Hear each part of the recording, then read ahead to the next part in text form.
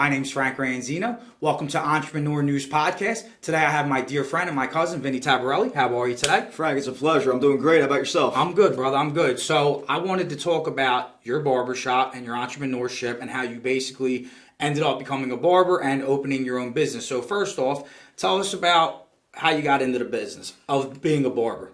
So I got into the business when I was 15 years old, and I was inspired by my old barber at the time. This guy was amazing. He was the only person I would let cut my hair.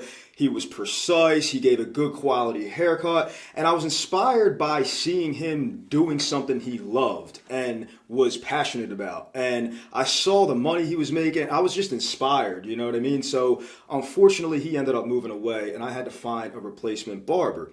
And I couldn't find a good replacement. Like, I tried different barbers, they just weren't doing the job right. You know what I mean? So I was just like, okay, what are we gonna do? I was always artistic growing up. You know, I always used to draw and stuff like that. So I had this ability in me where I was like, you know what? I guarantee. I was looking at my hair in the mirror one time. I was like, I guarantee I could do it, right?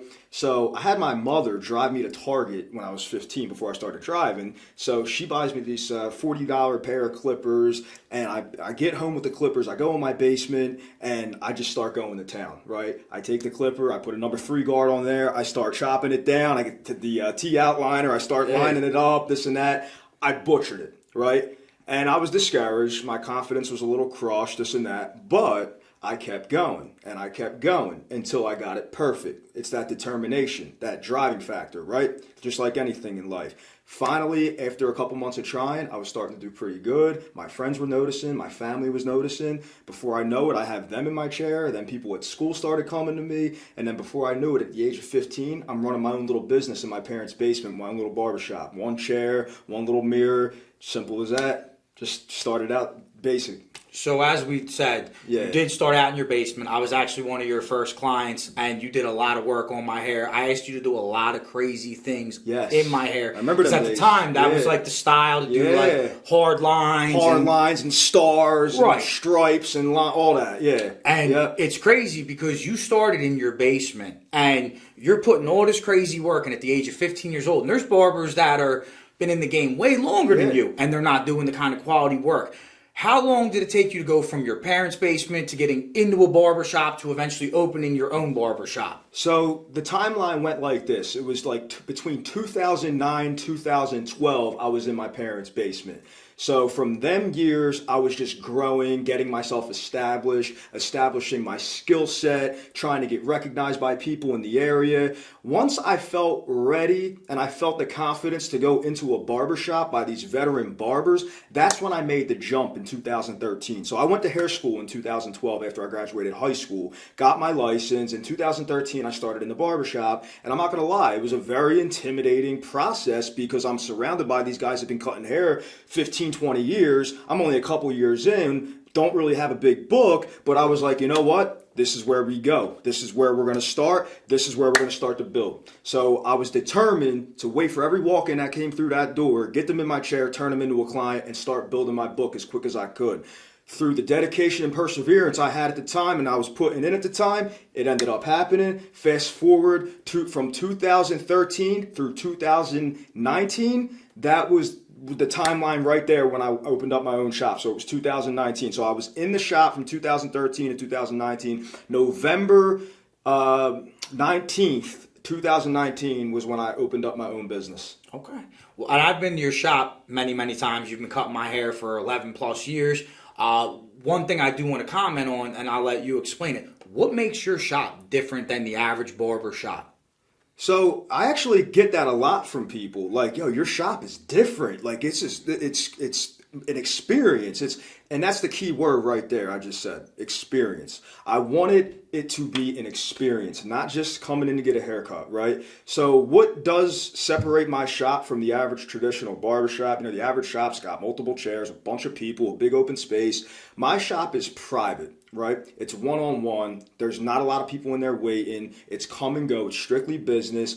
And each barber or stylist or whatever has their own room. So now it's one-on-one service, giving a personalized experience, which the client really appreciates. So each barber stylist has their own chair, their own TV, their own refrigerator, offering drinks, give the remote to the client. What do you want to watch? Amazon Prime, Netflix, HBO Max.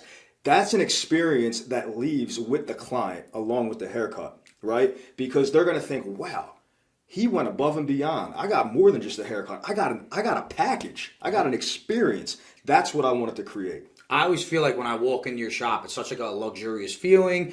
I have like a set appointment and time that I come in. The TV's always on. You're always playing something positive on the TV. There's like a little bar in the corner. There's cigars. Like, it's just completely different and really, really a different business model. So for someone that is trying to get into the business, what advice could you give them on the, getting into the business and then basically coming up to your level?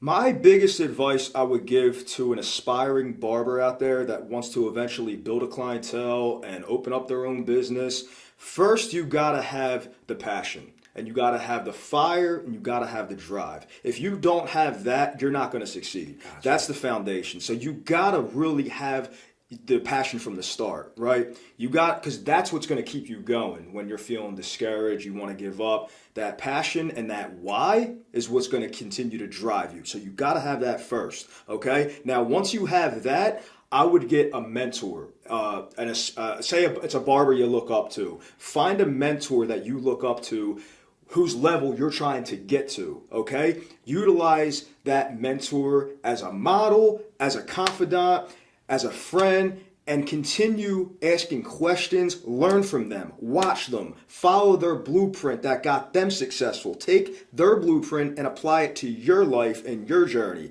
And once you do that, you're on your way to the top. And don't get distracted trying to have all these different barbers teach you all these different things, because every barber's got their own style. They're going to teach you different. Stick to one individual, one mentor that's successful, and follow that blueprint to a T. And before you know it, if you have the drive, the determination, you never quit, you never give up, you're going to succeed. You're going to be great.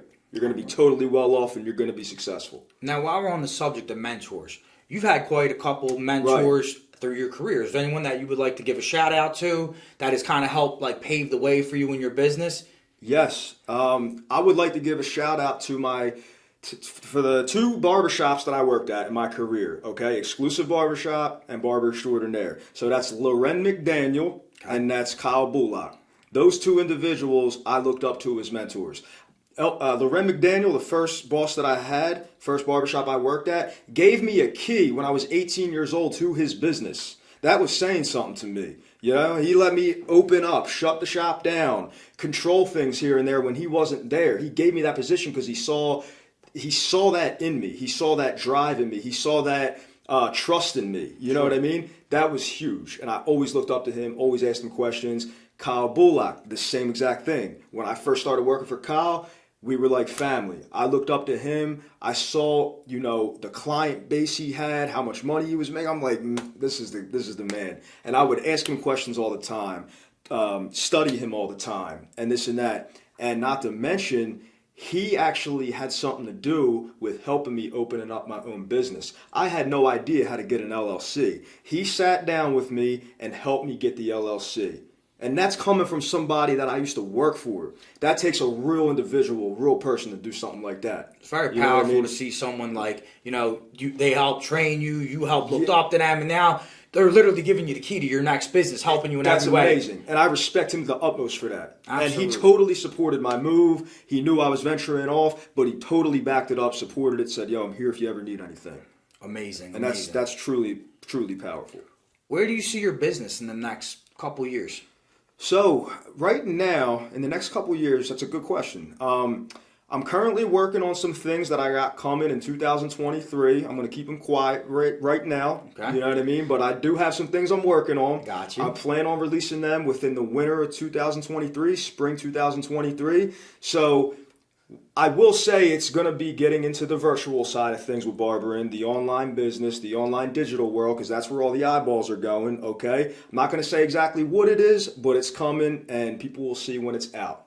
And then with my current business, Vince Anthony Hair Studio, which I'm currently the owner of now, I plan to expand, get another location, bring more people onto the team, and just keep things growing each and every day, Just staying consistent, staying determined, and eventually I plan to see the bigger picture. One thing I do want for my life that I believe everybody should be striving for is freedom, okay? Primarily financial freedom, right? Absolutely. That way we're young, we got the energy, we can work hard now. When we get older, we can utilize that money we work so hard for to have a great life, vacation, travel, time with family. That's what I believe life's about. So that's where I'm trying to eventually get to. Outside of your mentors that you have in the barbershop world, you obviously had other mentors in your life teaching you life itself. Is there anyone you want to give a special shout out to? My father, Rocco Taraborrelli, biggest mentor in my life. I learned everything from my dad. For, being a man, waking up with a purpose, drive, ambition. My father was an entrepreneur. He was in the insurance business. He had his own agency. He had that drive his whole life. He was a musician. He had hobby. Like, he always was chasing the next win. You know what I mean? And he taught me that, and that just runs in my family. He taught me business, how to talk to people, how to handle people, good times and bad times, this and that. I learned a lot from my dad. I'm grateful for my dad. And if it wasn't for him, I wouldn't be here. Absolutely. And I know him personally, and he's a very stand-up gentleman. They don't make him like him no more. It's a shame. That's a shame. But he's a very stand-up gentleman. Thank you. I appreciate that. Absolutely. Now, the last question I have for you is, what do you do outside of business? What are your hobbies? What is it that you're kind of into? So, as you know a little bit about me, I like the good life, right? Absolutely. I like good food. I like nice restaurants. I like vacations. My free time pretty much consists of enjoying my life, going out to a nice restaurant, getting a group of my friends together, going bar hopping, getting a couple of drinks, just letting loose after the work week, work hard, play hard, all that kind of stuff, right? So that's what I mainly enjoy. Just good food, good company, good family. Like, that's really what it's all about. And as far as activities, I enjoy playing golf. I enjoy working out. I enjoy taking walks. I meditating, stuff like that. Keeping your mind sharp, keeping your mind healthy, keeping your mind on track. I'm really all about that. You know what I mean? I don't really get into a lot of TV shows and series and stuff like that, movies. I'm more listening to podcasts, things that are going to help continue to allow me to grow. You know what I mean? Yeah. Well, I want to thank you so much for coming on Entreprenews Podcast. Guys, make sure you follow him. His hashtags are going to be tagged below. Thank you for coming in, brother. Right, thank you so much. Appreciate it, brother. Have a good one. You too.